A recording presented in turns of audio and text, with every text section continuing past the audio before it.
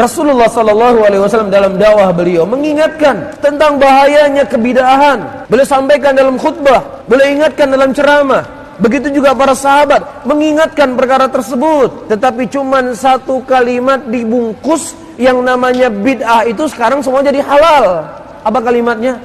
Ini kan baik, nyokan gak. Ini toh.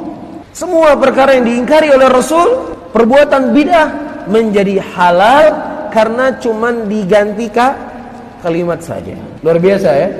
Jadi luar biasa konspirasinya iblis. Karena memang dia jam terbangnya itu sangat tinggi. Kita menjadi supir, membawa mobil 30 tahun saja itu sudah luar biasa. Mahirnya luar biasa. Ini iblis dalam menggoda anak manusia bukan 30 tahun. Semenjak Nabi Adam digoda sampai hari ini. Jadi dengan satu kalimat bisa mengubah keadaan.